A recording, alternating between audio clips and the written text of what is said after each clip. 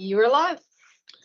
Thanks for joining us. This is our monthly edition of our Kentucky K-12 CIOs and EdTech Leaders Webcast. I'm David Couch with the Kentucky Department of Education. And thanks for joining us today. This is our way to give some updates going on at state level and as well as get input of what's going on at the district level. These are kind of hot topics we got going on. We also have, I think, 6 poll questions today that we would like your feedback on. And if you can take a look at the summary notes that we send every month, we also share those results with you statewide. So you can get a feel for, when you answer your question, just how your answer stacks up from people answering that from across the state. So please participate in that when those come up. So let's start out with the first item on the agenda, which is update on the Kentucky K-12 EdTech related activity that's happening in the legislative session that's going on right now. I'll start out with the Kentucky Education Technology System KETS additional budget request. We call those ABRs if you hear those terms. And within that ABR, we asked for additional funding for Infinite Campus to continue paying for campus learning and registration across the state. We asked for funding to help us out with cybersecurity defense. We asked for money to help out, additional money for the KETS offer assistance that go to districts. We asked for funds to help restore the cut to the IT Academy, which gives out certifications for students that has reached its maximum and is part of a budget cut several years ago that impacted other parts of KETS. And a new one on there is artificial intelligence. A group of us met with Senator Givens this past week. Was this past week or was it the end of last week? I guess the end of last week. Yeah, I guess we got back. So about artificial intelligence. Now, Senator Givens was the one that helped us put the Kentucky K-12 IT Academy together and the funding for it, and got to speak to him about that. He's been a great champion for education in general, but definitely with technology component, and has a great interest in artificial intelligence. So we talked to him about a proposal that helps out with artificial intelligence professional development across the state, taking advantage of some networks that we have out there. Marla, you talk about that a little bit. You want to talk about it a little bit now? Yeah, that's great. Yeah, I think we've been able to share with different groups, including with our superintendents on the statewide superintendents webcast that also occurred last week. A proposal that we have in place. It does require some additional budget, but it's a professional learning network for AI in action, AI growth across the state that would hit classrooms, would hit school level leadership and district level leadership. It's I think a well thought out proposal that leverages the coaching model that we know absolutely works from a professional learning standpoint. And working with the networks that we already have in place, including content area networks, math, science, ELA, and leveraging artificial intelligence usage, being empowered with safe, secure, and responsible uses of AI in our classrooms and in our schools.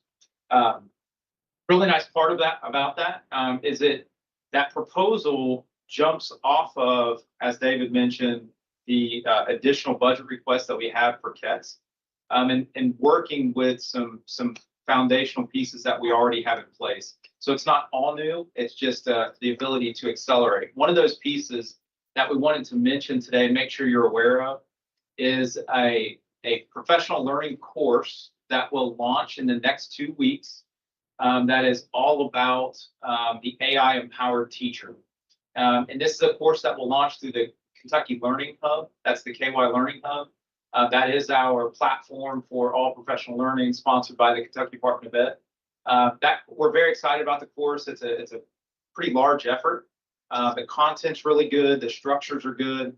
We see it as a foundational and base level kind of entry point for teachers to start to engage more in the safe, secure, and responsible use of AI. So, David, that's kind of that proposal that we have in place, and we'll look forward to hearing more about that. So the budget process is takes a bit, goes through a lot of different wickets, and it actually goes all the way to the very last day of legislative session to make a determination when you have certain members of the House and Senate and governor's office and some others that meet together, small group, to really work out the final disagreements maybe between the House and Senate.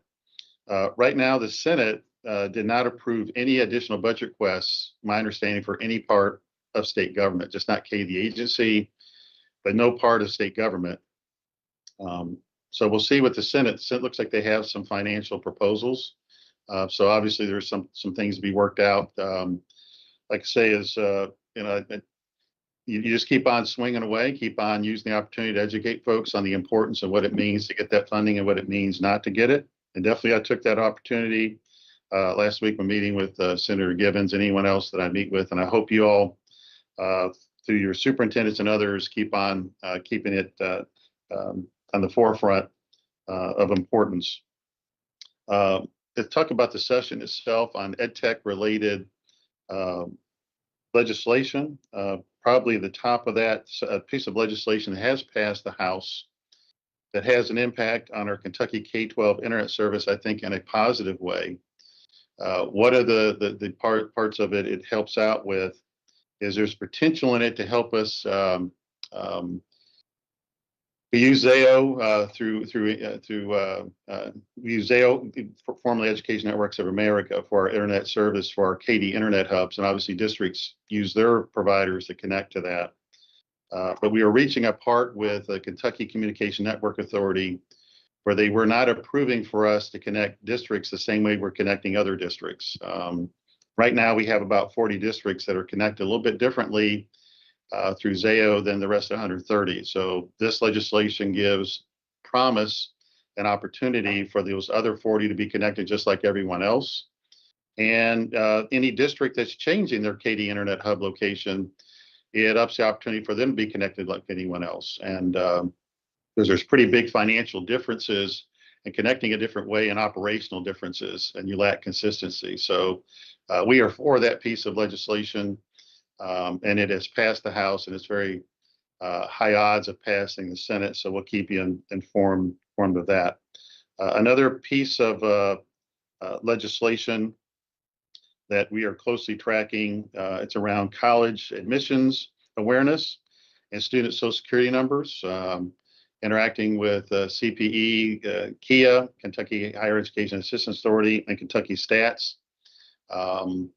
We already do a lot of data collection with students. We're really trying to make sure that student privacy is maintained and taking advantage of things that are already in place versus building new systems and maintaining those.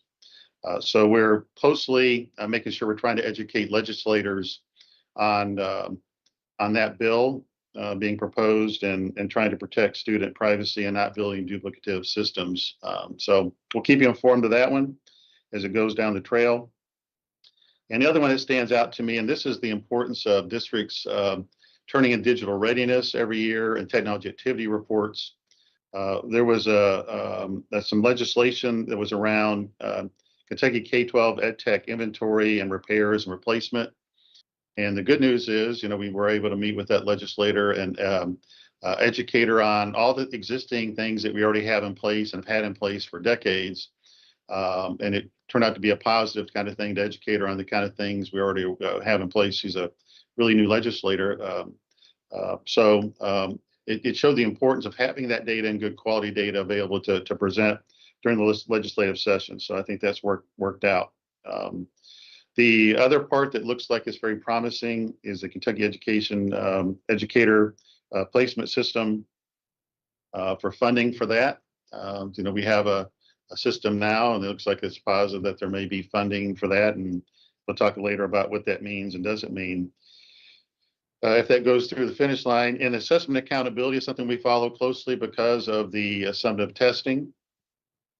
And that appears to be going to pass in some form. They're still debating what's in it, what's not in it, but that's a big piece of legislation. So Lisa, anything education technology related that I missed that's major that need to add? No, David, I think you covered them all. I was putting the numbers down as you spoke to them, and I think everything that you brought up is the ones that we are covering as priorities for education technology. Did you mention House Bill 44, the Kentucky First Robotics? I didn't mention, Yeah. uh, we talked about that, all these, the ones I just mentioned, we talked in the KD leadership team meeting, including that one. I'm not sure that was going to make it across the finish line in its current state. So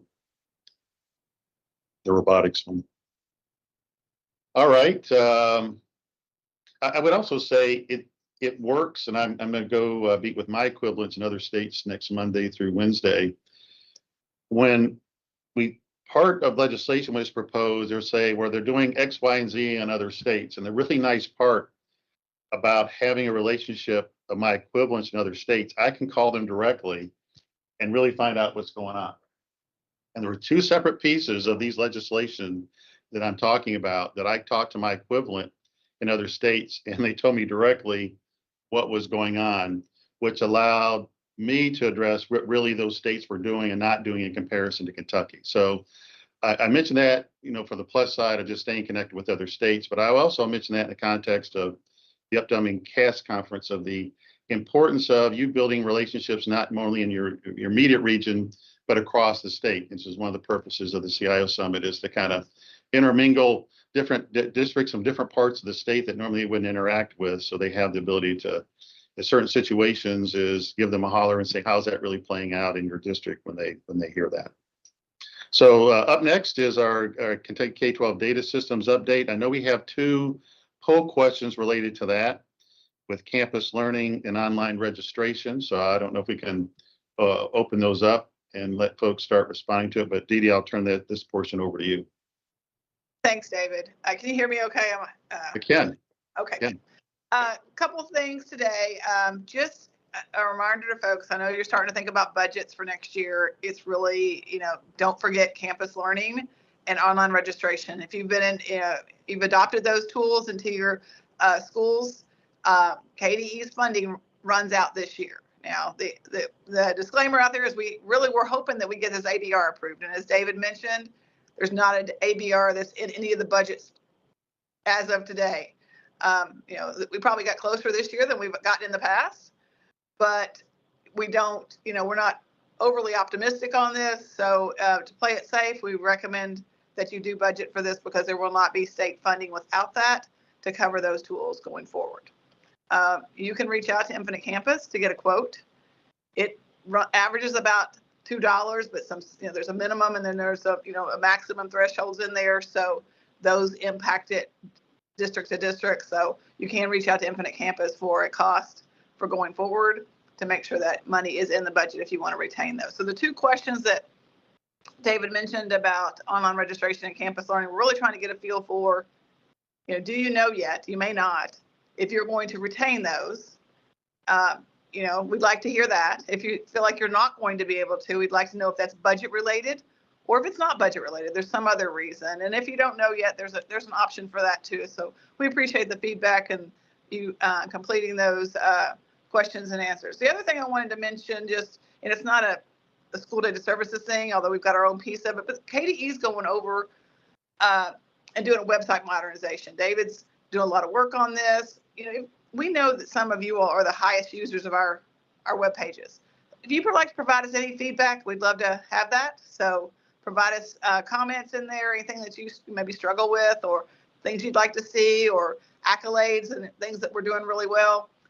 It'd be great to hear back from you on those. We do have a few trainings coming up. The week of April 13th is going to be a busy week. We've got user group trainings that Infinite Campus holds regionally that Monday, Tuesday, Wednesday. That Thursday, we got our online end of year training. And then on Friday, Infinite Campus will have the same content that they're using for their regional meetings in an online format on that Friday. So a lot going on. I don't have locations yet for that Monday, Tuesday, Wednesday meetings. Lisa DeGarris will be sending that out. So there are, we also reference a couple of trainings that the Department of Education, Federal Department of Education has available, which on data security best practices, incident response, and then transparency and vetting education technology. So we do take advantage of those, and we make those available on our cases webpage. So if you want more information, take a look there. Dee Dee, let me interrupt you a second. Well, looks like you were trying to, I can't tell you how important these poll questions are to us to share with groups to get a feel for how things, and it looks like I just asked the audience, the first one that I think we released was about campus learning, to making sure you're going and filling both of these out. We have a couple others. It's just so important, especially during this time where it says there's no funding, to try to give a feel for folks how this is going to play out. Indeed, this is probably one of the situations financially. We talk about it. Sometimes there are exceptions, but the discount we get by buying in mass does not transfer over when districts buy it individually. This is one of the big downsides. So typically you may be paying 40 to 60% more when you're buying individually. That's true in any kind of basics of economics. Of buying in mass in a certain period of time drives down costs. I mean, you lose that ability to affect that. So districts will definitely be paying more per student that we pay. That's true across almost every product line that you see over the long haul. So, and like I say, there may be rare exceptions to that, but when you're doing something statewide to this scale where this many are using it, this percentage are using it, this is where you have the big drops versus maybe you have a very small number using it. So, right. And we would love to continue to be able to fund it if anybody can influence their legislatures to include that ABR, because that's the value that we see in being able to do that. Yeah. It's never too late to give it a bat, guys. Anyone that's done anything in life, you never give up. You never give up till it really proves that it's not there, and the finish line is across the finish line. So keep battling away. Just to help moderate a bit, a question from William in the chat: is there a discount on the price in reflection of the state student information system contract, or is it more of kind of sticker price? It's more of a sticker price. They have actually some minimum fees associated with it, as well as some maximums. Overall, it's about double what KD has been able to negotiate for it statewide. Not exactly double, but I mean it's close to it. And because those additional tools and modules are not were not originally part of the core product, Edie, right? That's correct. Our contract did not include that. Our fee, those things weren't even around in 2006 when we were negotiating a contract at KDE. And we would like to negotiate into the contract. It's just having the reoccurring funds to be able to do that is where we struggle. Good question. Make sure I want you to say what you said. You have to have a guaranteed amount of money to hand over to drive down costs. So, I mean, this is economics and business 101. To drive down costs, you have to have a guaranteed X dollar amount to drive it down. And if you don't have that guarantee, you don't have that driving down, which we don't have, because if it's zeroed out, there is no funding source to replace that. All right, thank you. Let's go on to our next topic. We're in the final prep stages for the Kentucky K-12 CIO Summit that occurs on 11 March. Coming up here at Kentucky Associations for School Technology Conference in Louisville. Of course, it goes from 11 March to the 13th. That's a wonderful event. We appreciate our partnership through all these years with school districts and through KISTI and now CAST. And I'm very appreciative of us allowing us to kick off that event, bring the EdTech leaders and CIOs together for the summit. Very proud that we're the only the only state that does that. And has continued to do that. So Lisa, can you give some backdrop of some information we want to make sure they're aware of? And also I want to talk about some potential topics that we're going to cover with you. So go ahead and give that backdrop. Okay, sure, David. So registration is currently open. It is scheduled to close and registration for the CIO Summit session specifically, not the CAST conference. So we're closing that tomorrow at close of business. Right now we have 133 districts that have responded to that registration. 7 of them are saying that they will not be able to attend this year. So right now we have 126 districts that have responded, and that equates to 21 tables so far. So we're right about where we normally are. Whoa, what was that? I don't know. I'll try it again. We're right about where we normally are.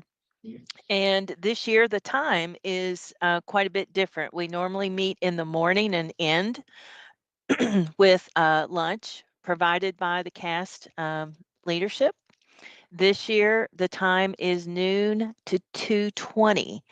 But there's nothing going on in Ballroom D, which is where we will be meeting, same as last year, same space. Um, so they have given us the green light to go ahead and open the room at 11:30 so that if you are free, you can come on and get registered and come in and enjoy your lunch prior to the session starting. Some people will still be coming in. We expect that. But then we'll be able to kick off right at noon and get going. So, is there anything else, David, that you'd like me to cover about that? Well, I would just say if you're going to have lunch, make sure you understand is we don't have pretty strict table assignments. So you will be shooed away if you are sitting at a table still at noon and trying to huddle up with folks that Yep. you have the really whole conference to do that. So we want you to Yep. really work with some folks that maybe you don't see on a daily basis. So you may want to sit at your original table.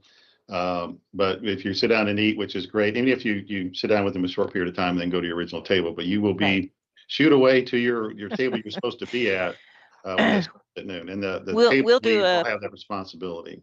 we'll do a 5-minute warning for that type of thing. So thank you, Now, the David. tables we usually have, we have 21. I want to say it's, I've seen 23, 25 table sizes. So, there's X number of folks that, as anything, kind of wait the last minute to register. So we're hoping to get that back up to those numbers that we normally have seen over the past year or so, which normally happens, with folks kind of wait till the last second. So obviously we like 100%, but we've been in the 80, 83%, 85% over the years, and that's great feedback to give us and great credibility of getting a feel of the pulse of the state.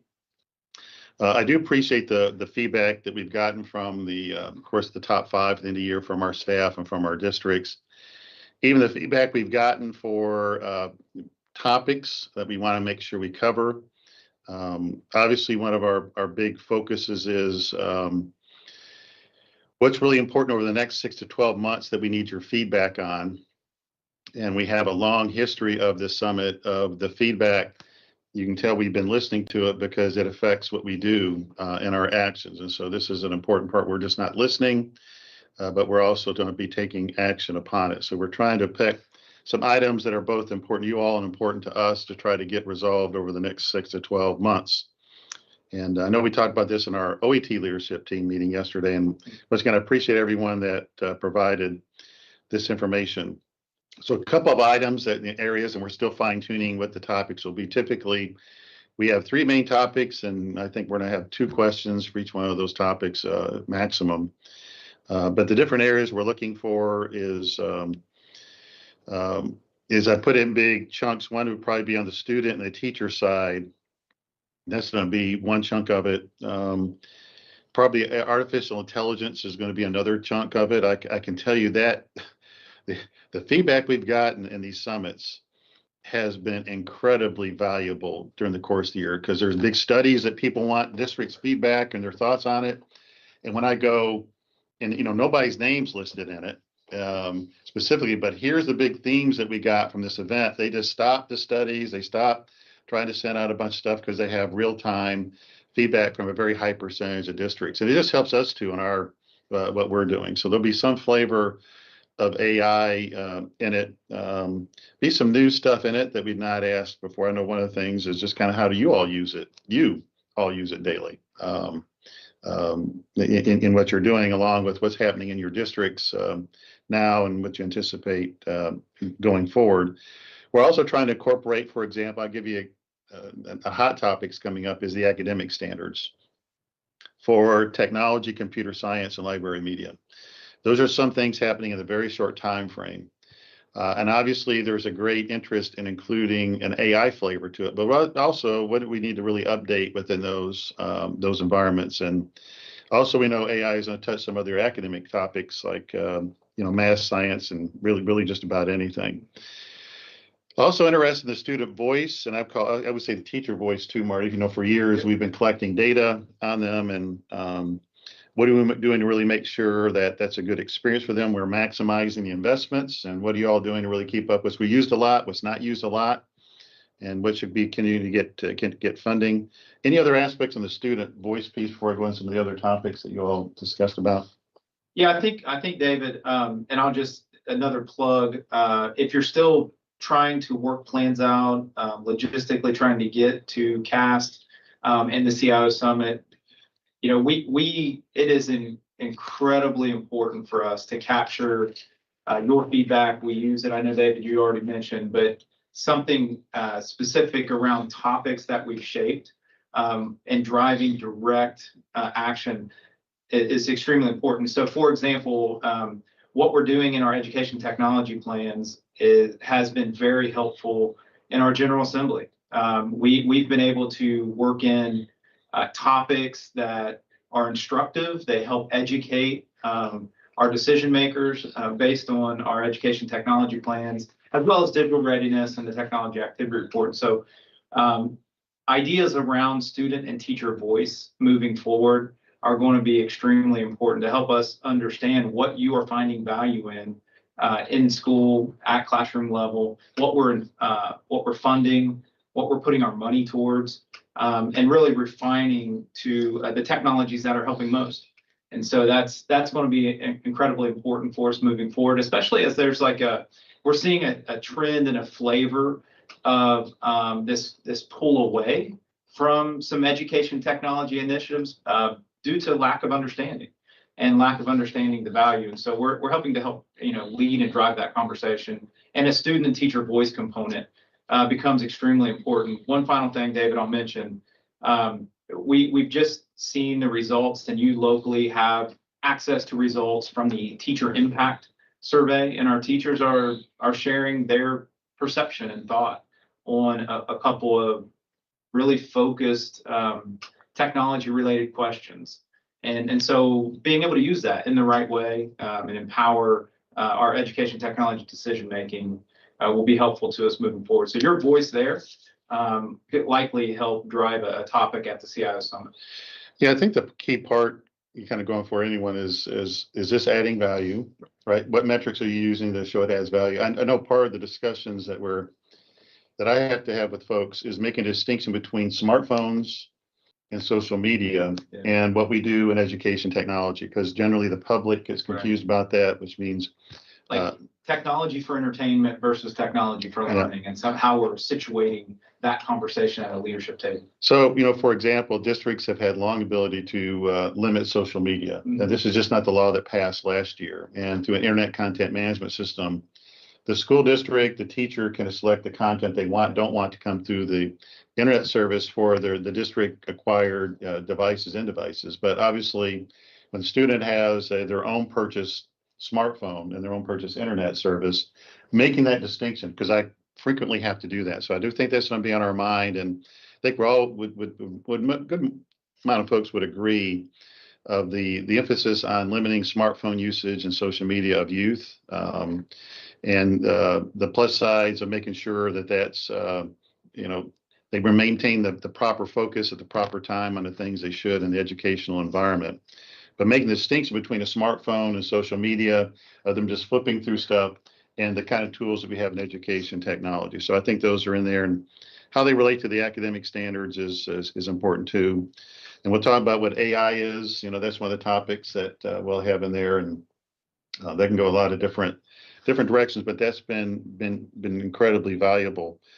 I saw a couple others we talked about that we got feedback on and while this is not a competition, this would be one of those, instead of a big idea for this particular topic, what is the best and most important thing that you're working on at your school and district level from education technology perspective, and how is it moving the needle forward? I think that'd be greatly educational across all districts. So this is maybe one that we don't list district names, but we would list the feedback we got around the table for this one. It appears to be a good one. And this is really inspired from some statewide project work that we're engaged in now, where just a few years ago at the CIO Summit, we heard loud and clear a few of our districts that were very progressive in the interoperability space.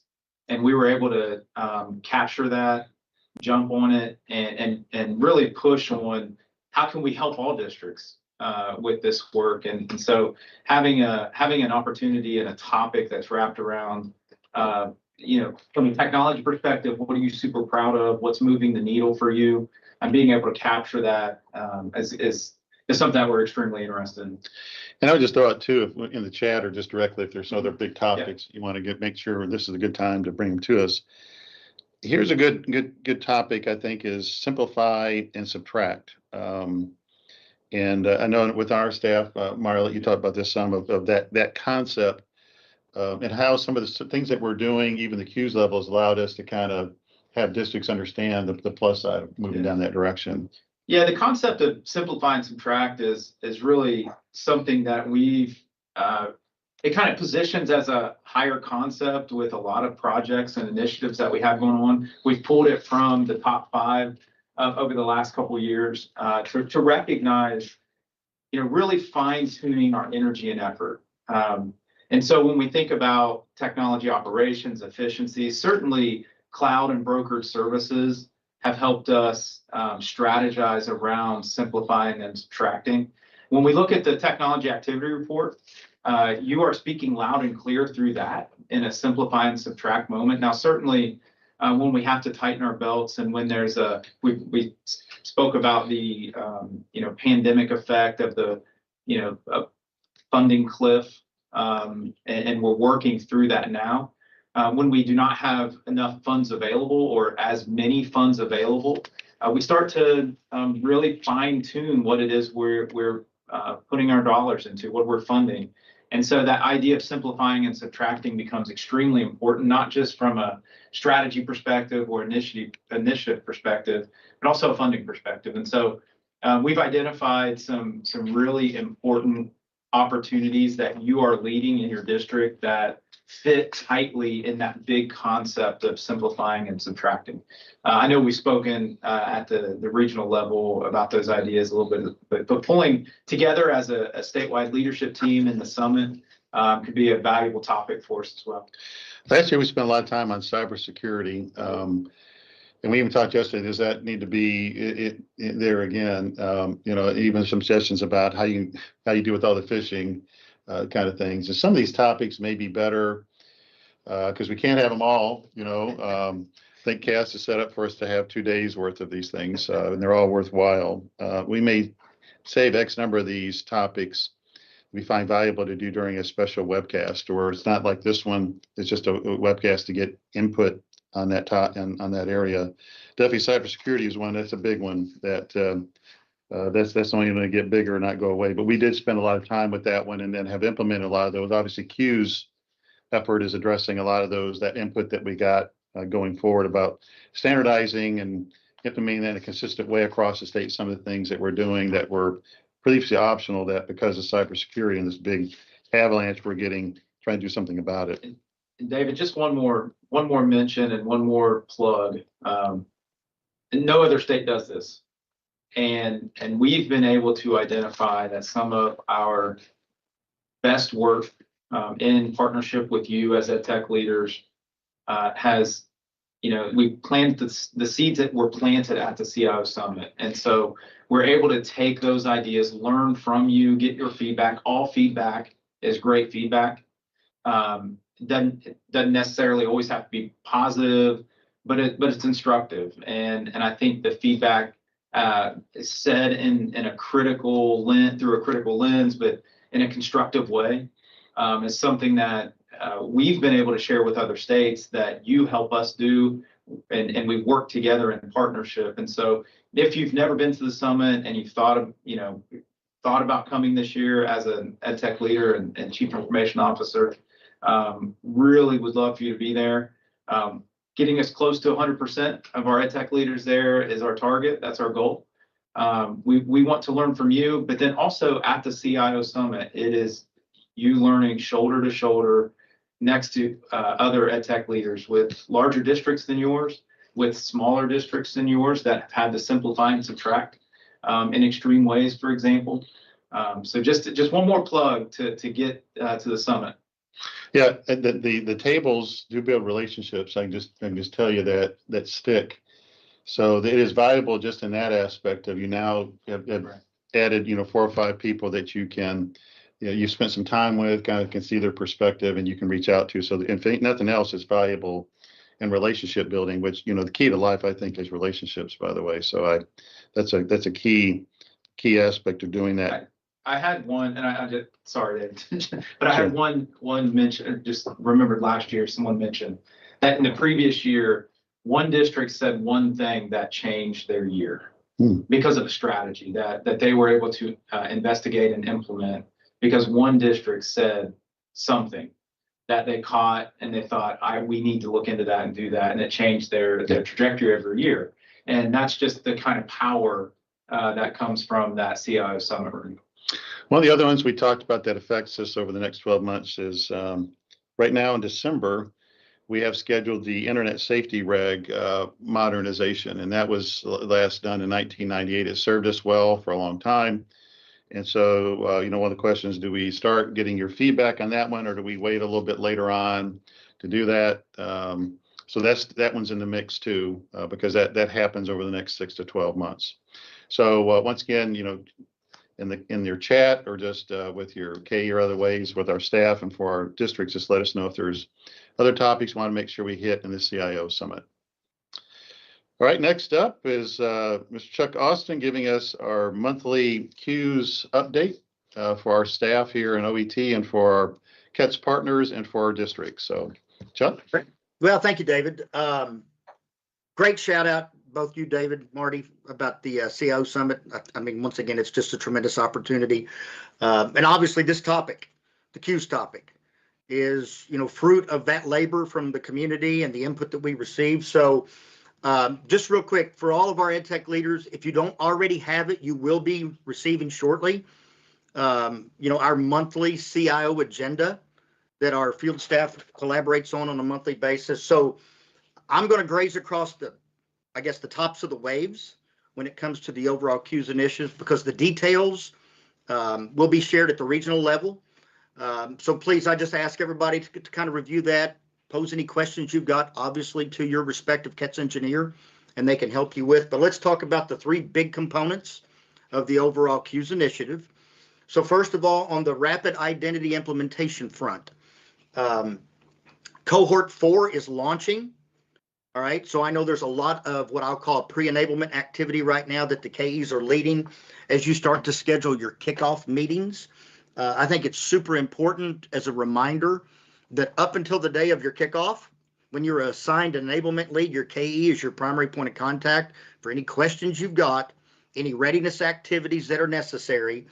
The process is something we've streamlined mightily over the last year to really help, starting with cohort 3 and now into 4 and 5, get off to a good run and go, even in advance of your formal kickoff call with your enablement team.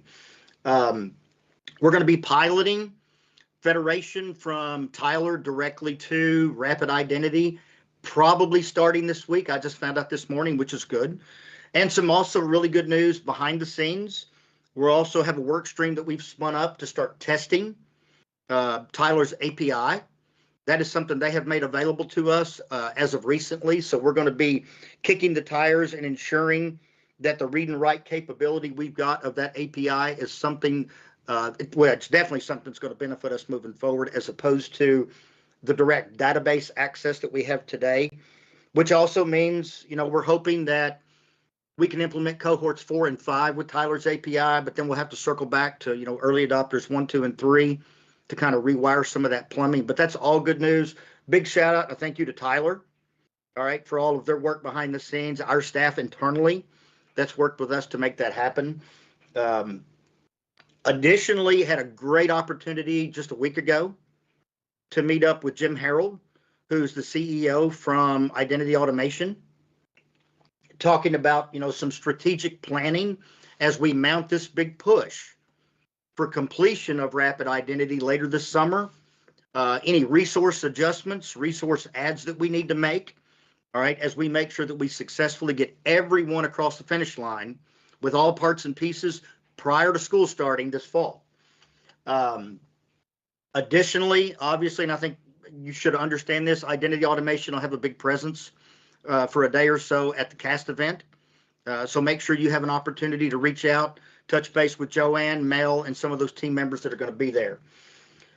As we move toward IP services, big shout out to Zach Dean up in Carroll County for being our initial pilot, all right, of that transition over from Active Directory to InfoBlocks, as Zach always does and does well.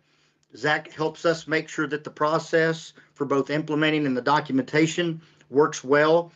And I also know that apparently Zach, as Zach does well, is going to start offering some free consulting statewide. I say that, free, with people that learn how to use some of the reporting tools and the visibility that we make available in InfoBlocks, just as he's done with our firewall services. So big shout out to Zach for all his work. Around Active Directory decommissioning, we're going to have a big push at the CAST event this year. I know that Zach said he'll work for food. I know that John and team is working very closely with Insight to hopefully unveil our readiness guide at the CAST event. And I say unveil, it'll be in draft format, but that's going to be a great pointer to all the activities that not only do at the district level, but our partners are going to be assisting with. Big shout out, to Neil and Rhonda that are helping us organize some events at the CAST conference this year as we engage with the vendor community to make sure they know what's coming, and more importantly, how they can help you as we transition away from that legacy service.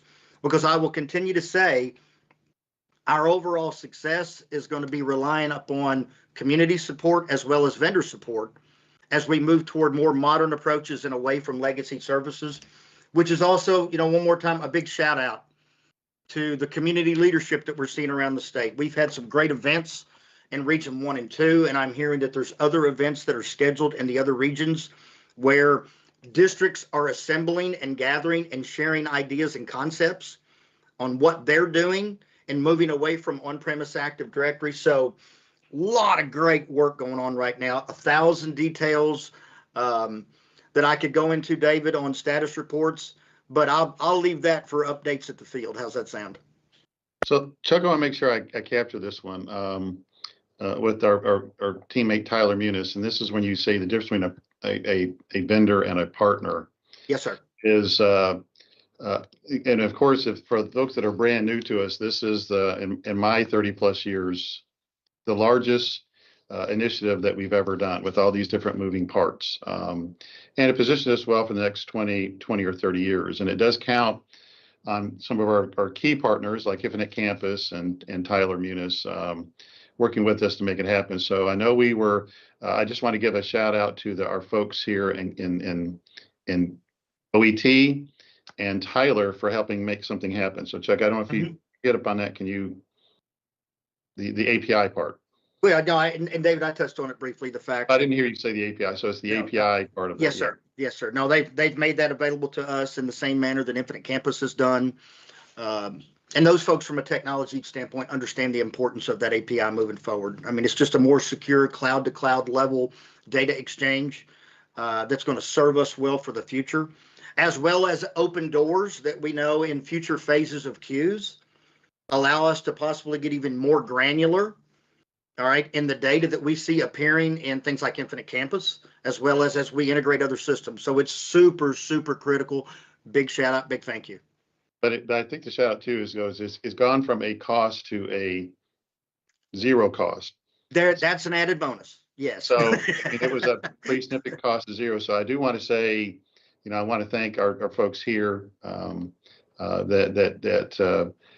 kind of heard me, bring my concern about that into the senior Muniz team and Tyler team, that they came, and this is a partnership we've had for decades to recognize the partnership that we have at Katy, but also with our school districts with their product line and how important this is for them. So I want to thank folks for making that happen in a pretty short period of time.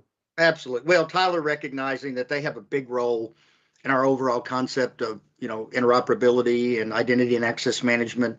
So yeah, absolutely. Hats off. Thanks.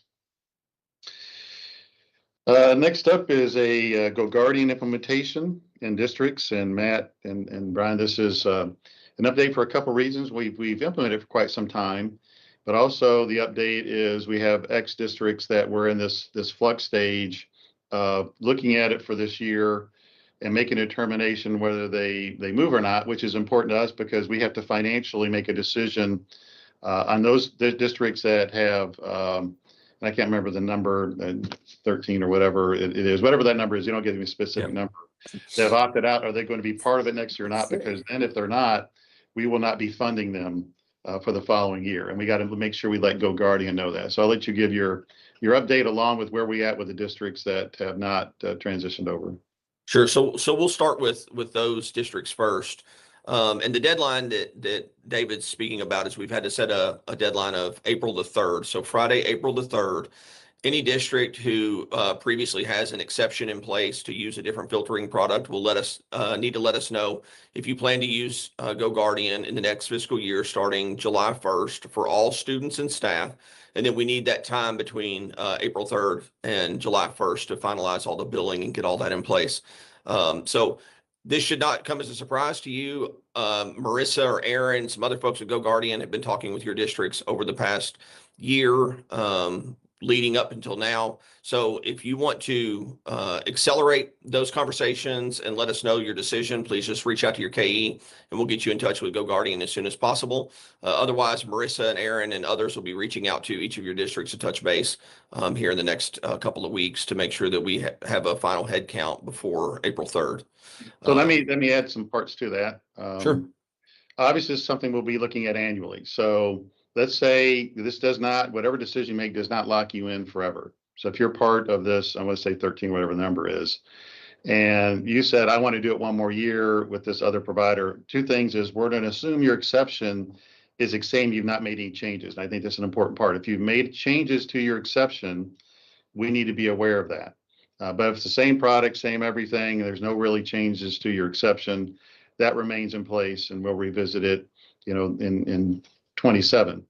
But we need to know, for at least for this year financially, is and so what he's talking about is it takes a while to get everything in place between us and Go Guardian, what the final dollar amount is, get that purchase through. All the purchasing wickets just got to go through so they get their funding. But we do have a cutoff date, and you need to understand for that number of districts that's not made the transition. Are you staying with no changes at all with another product besides Go Guardian? Once again, if you made changes, we need to know about it. And if you're wanting it to be included in the following year, we need to know about that financially, because if you don't tell us, we're going to assume that you are not going to need it if you're part of this group of 13 that's asked for this exception. Yep. So real quickly, let me add to that real quickly, Matt. Sure. And David, the way that we're indicating there is if we don't hear anything from them, we'll assume that they've got a current exception currently known or previously known as a waiver. If they have one in place and we don't hear anything different, we'll kind of assume that they're going to continue to want an exception for the following year.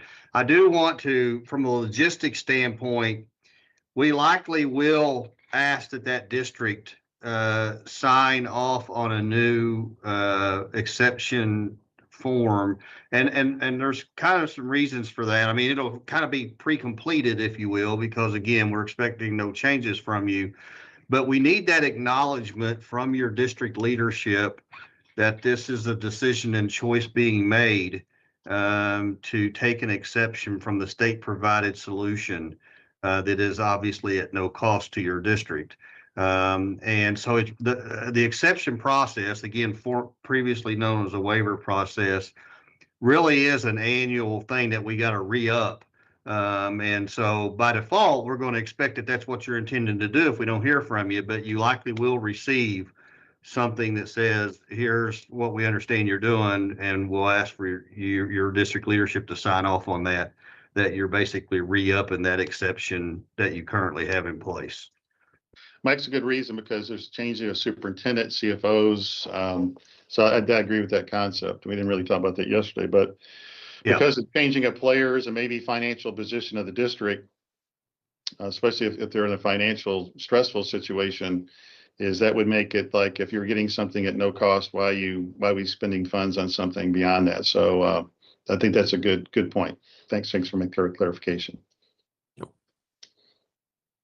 So a couple other quick things, and you don't have to jot these down. As soon as I'm done giving this little update here, I'll send an email out to CIOs, let you all know all of these bullet points, because I'm not going to cover everything here. But on February 1st, GoGuardian made a change to how they name each of their releases. So the latest release is 26.1.1.200, which we just finalized last week, which is a version that fixed a Windows sign-on issue tied to rapid identity, and also solved a registry error that we saw with just a few machines that had rolled out the previous version, 1.23.1.117. So the newest version, the 26.1, so their new naming scheme uses the year as the first number. So that's why we'll start referring to these as 26 dot. But so that's going to be the latest version you're going to see in org management now. And then I saw that Stella asked a question about DNS. I'll cover that here. Let me see here. Yeah, GoGuardian's still working with 8 districts to finalize the precision DNS filtering testing. That's going well, and they plan on that pilot being wrapped up by the end of February. So we should have an update by the end of February on adding other districts to that. But again, I'll send an email out with quite a few other updates about GoGuardian here momentarily. Thanks. Our next topic is a couple items in here. Chuck, I know you sent me the agenda for, you'll be covering, our field staff will be covering these in quite not amount of depth, but we have our CATS partners watching this, which are our vendor partners, our state government partners. We have our OET staff, and maybe even our districts that may not be aware. I'm always a big believer, if you hear it multiple times, multiple ways, there's a higher percentage of it getting out there and it being retained. So I know there's something going on today with SMTP. I know copper-based phone systems is getting ready to have end of life that we want to make sure folks are aware of. The Trellix, there's an option there for, obviously there's a couple different options for districts that can continue on with virus protection for the Windows-based machines, which is, getting lower and lower in numbers, and actually, covered by things of, you can continue on with Trellix, you can get something beyond Trellix, which including even Windows Defender, or you pay for another product. But we're going to cover something with Trellix, a Trellix offer that they have going forward. And then online testing with the SAT is also covered. I saw that in your agenda pretty good. And we're working on a Bob Hackworth poll question that wasn't there. So Bob, I'll let you hit on those. So I'll let you start with SMTP. So David, I'm going to defer SMTP over to Matt. And before I do, Matt, let me just hit on a couple of those other topics real quick. We've been talking about this for a couple of years now, guys. A couple of years ago, the FCC pretty well granted any of your telephony providers the opportunity to retire their copper facilities, okay, which we know are in wide use in a variety of ways. And this is something we've been talking about, at the regional level for a while. Just want to strongly, strongly, strongly encourage every one of our EdTech leaders to make sure that, and I'm just going to break it down in real simple terms, David, go find the phone bills that you're paying, and there should be a number that you can call and get to the right people to help you understand when your respective telephony providers are going to retire their facilities, okay? Understand what that date is. For some, it may be short-term. For some, it may be long-term. For some, it may be never. We don't know. There are a wide variety, all right, of small and large telephone companies around the Commonwealth. Just make sure you're touching base with them and you understand what their game plan and roadmap is for retiring those facilities so that you can start making alternate plans, all right, of upgrading or updating your service. This is something that's modern. We just think it's super critical. We don't want to see anybody get caught having to scramble or potentially lose voice services. So that's just one of those things. We're going to be tracking this at the local level, David, making sure that if you haven't at least followed up with those people that you're doing so, and then briefing your district leadership, all right, on what that game plan is and what you need to do at the local district level to make sure you avoid any disruption of service. That's topic one. We do know that there was a Trellix hosted last Friday. Chuck, before you go on, we've got Yes, a poll question. We've got a poll question on the on the readiness for working with your local telephone providers on copper facilities. So I think that we ought to pull that up and let people be plugging that in as you may continue to talk about these other topics. The other thing I want to just clarify to what you said there is as you work with your local telephone providers, your facilities may already, I mean, you should know this. You want to know this. If you don't know this, this is part of what you want to find out. Your facilities may already be upgraded, converted away from copper infrastructure. So again, that's part of what you want to understand and know. And if they're not, obviously you want to know, as Chuck spoke to, the game plan by which your local provider is going to be doing those conversions. You don't want to be blindsided that it's going to be, hey, we're going to be changing these things in 2 months. And there's things that you at the local district have to do to help accommodate those facilities being changed over and replaced and so forth. So anyway, just wanted to add that, but I did want to make sure we got that poll question out there and allow people to plug into that. And I would say with the poll question, and once again, I want to emphasize the importance of our districts responding to these, is obviously, Chuck, you'll be talking, our field staff be talking about this individual regions, but this poll question gives you a feel across the state where things are at. And I do want to give a shout out to, once again, to Mike Smith for previous discussion on data that was for a legislator. Putting out a quick poll to his districts was incredibly valuable. So do not underestimate the importance of your voice and helping educate folks. And so please, fill this in. I know it's going to be a topic that'll be talked about, but you won't be able to do in a regional meeting, is what is the total across the state approximately. So please take time to do this. We have a couple other poll questions that are part of this. This particular item, well around the SAT we'll be asking, and then the cybersecurity one. So we'll have 3 poll questions as part of this little sequence that we're doing here. Yep. So Chuck, I'll let you finish up on that. Yeah, just real quick, guys. Trellix obviously is an existing CATS partner. They hosted an event last Friday for the entire state to attend to understand the offering they are making around endpoint protection. So and obviously this will be discussed at the regional level, just a couple of, I guess, tidbits of wisdom and recommendations as people evaluate the options. All right. Number one, and this falls under, simplify and subtract. I think where companies have cloud offerings, I think that is absolutely something that every district should be considering first to avoid the technical debt and complexity and additional cost of on-premise. Okay, I think that's a no-brainer. Additionally, I think it's super important that as you look at solutions moving forward, please, please, please do not, all right, integrate those with on-premise Active Directory as per the previous conversation, because we're going to be decommissioning that service, all right, here over the next several months.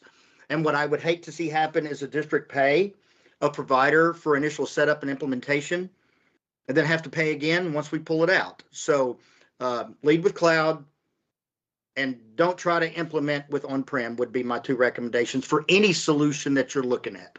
So I'm gonna kick it over to Matt real quick, because Matt, I think you had some updates on SMTP Relay.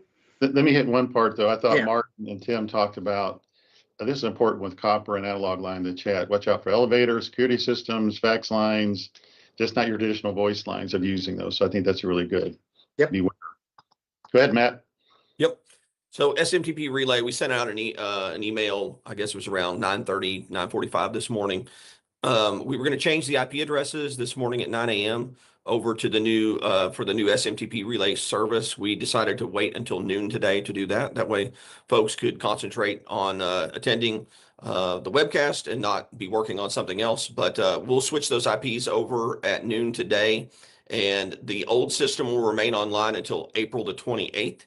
So if you have any issues with SMTP Relay, need help configuring that, or see any any concerns that we need to be aware of, please reach out to the service desk as soon as possible and let us know those, and then we'll try to help you with those and pivot if we need to. But this is a service, we've had a long-standing SMTP Relay service for years that facilitates the handoff of messages that are generated by different pieces of software or cloud services that get sent to parents and others.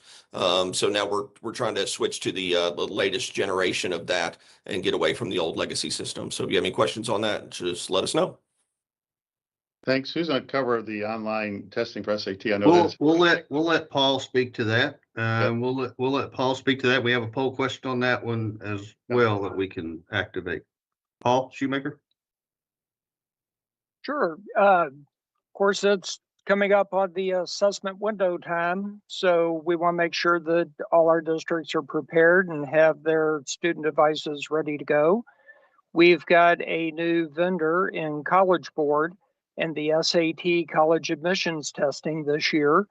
And we want to just ensure the districts are aware that they have resources available to be able to reach out to College Board if they have technology related questions and how to set up the Blue Book test delivery system.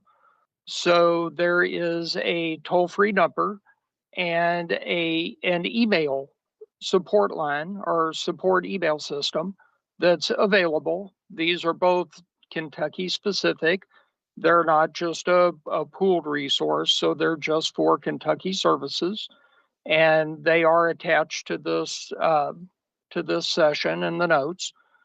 And in the polling question, we want to make sure that you're continuing to work with your DACs, and they're going to be the ones that get the first news from the Office of Assessment and Accountability.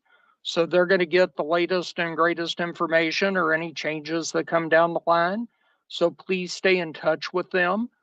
They're going to get anything that may come up, alterations, changes, the latest news, and they're going to be the first line of information.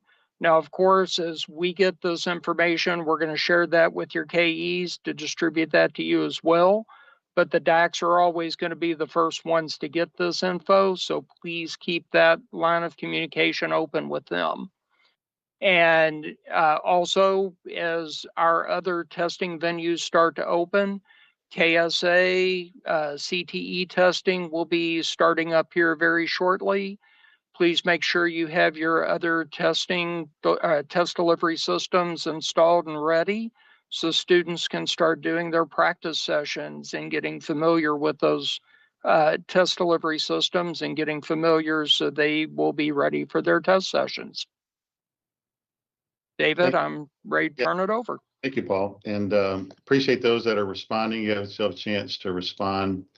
And obviously, in the summary notes the following month, we share it, but you can also see live what's going on in the chat for that. And I know part of our audience is joining by the media portal can't see those.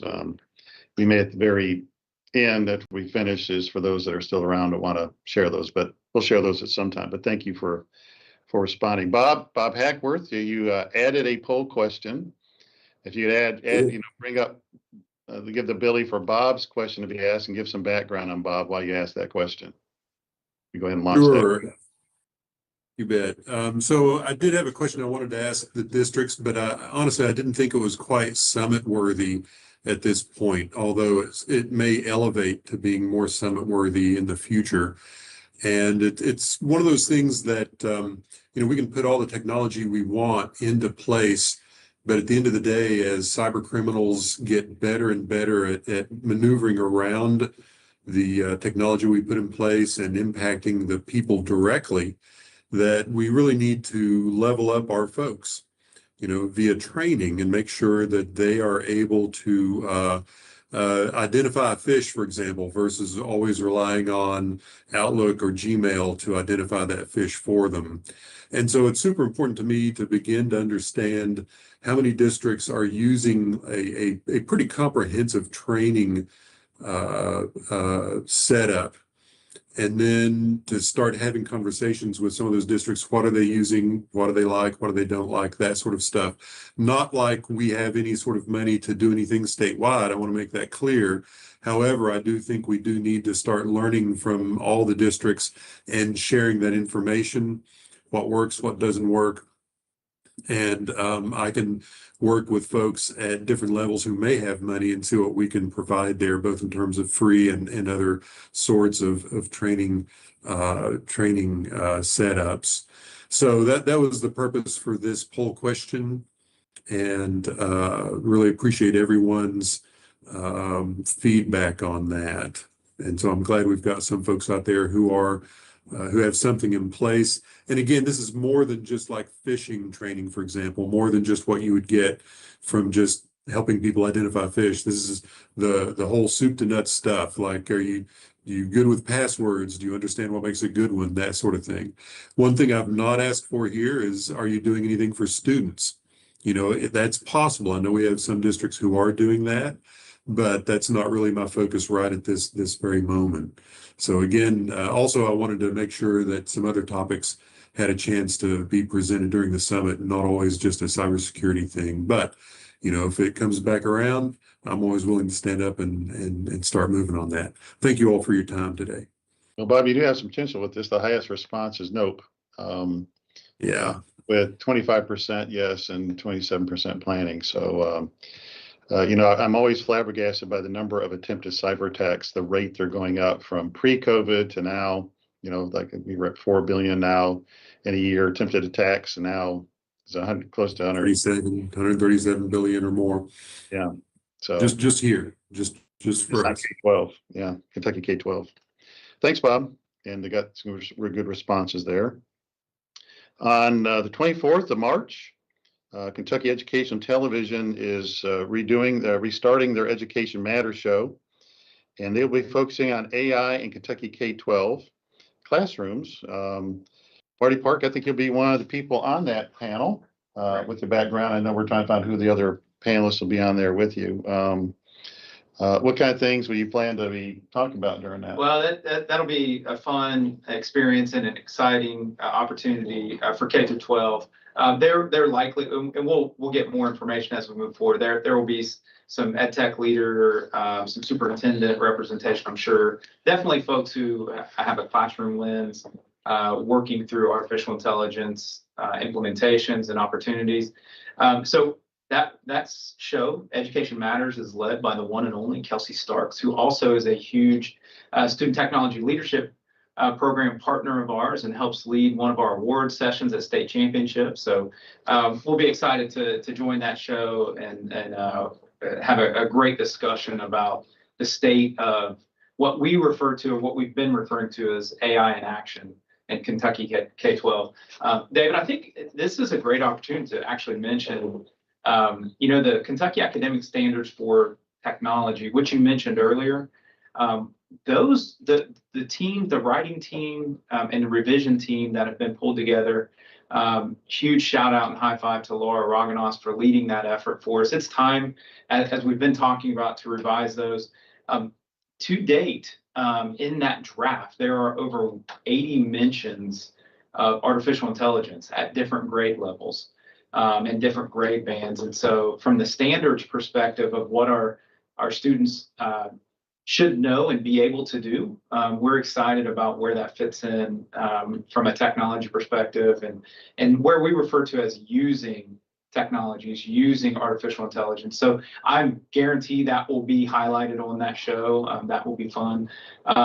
Please be on the lookout for the revision survey, the feedback survey. This is the revision is set. The team did an awesome job. We're very efficient, ahead of schedule, I might add. Before the CAST conference, there is an opportunity, and through the CAST conference, to give feedback on those academic standards. So wanted to make sure to plug that and mention that. And then as well, David, if you don't mind, because I think that our students using artificial intelligence in safe, secure, and responsible ways, there's no better way to see that in action than through STLP.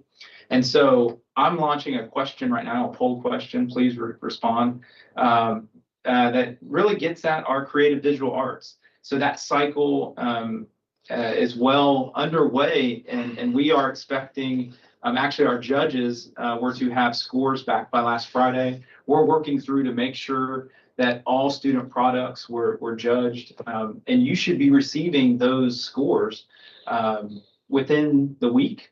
Don't want to put too much pressure on the team. But those will be right in front of you before too long. The awesome part about that is through our creative visual arts, you get to see technology in action. You get to see student demonstration of learning through product. And we also get to see artificial intelligence and how that is being used and leveraged in student product and learning. So thank you, David, for that opportunity. Thanks. I want to thank everyone for joining us this morning. I did want to close on recognizing someone that we recently lost.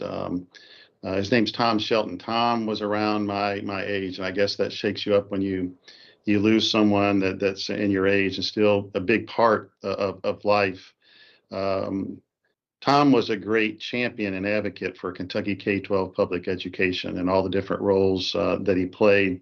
He was chief financial officer and superintendent for many years in Davis County. And then in Fayette County, he was the executive director of the Kentucky Association of Superintendents. And then most recently, he's been the CEO of the United Way of the Bluegrass, which does food banks, helps with student literacy, helps out with disaster relief, job training, and finance education. But I do want to mention, Tom, you don't ever forget someone that came through for you in the clutch. And so in our early stages of implementing Munis, the legislature asked me to present, this standardized system that we're doing across the state. We were the first state, as you know, do a lot of things and pioneers in it. And a standardized financial management system was one of those, and it still remains today. But I needed a district and a person with credibility to talk about the advantages of a district having a standardized off-the-shelf system, and also having that statewide as people came and go between Kentucky districts. And the person that I selected to do that was Tom Shelton, and I asked him, and he immediately accepted that. And he was absolutely fantastic during that presentation and really calmed down the pushback that we were getting from certain districts of standardizing on a financial management system versus staying with some things that they had in place. And so I did want to recognize Tom and kept a relationship with him from that time and all the different roles. And that's a big loss for here in Kentucky, but I didn't want to remember him this way. So rest in peace, Tom. Thanks for joining us today. We'll see you next month.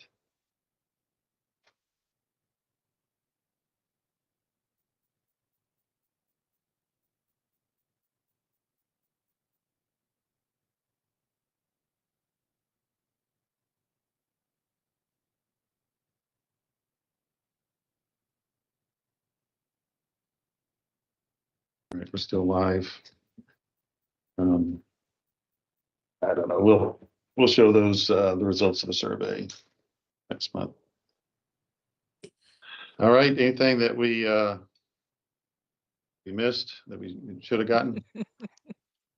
You trying to get ready to hit that yellow button? Yeah. No. It's beckoning.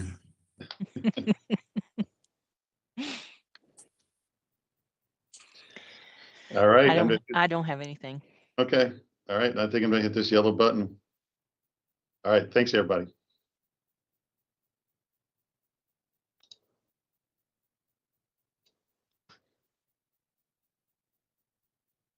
That's great.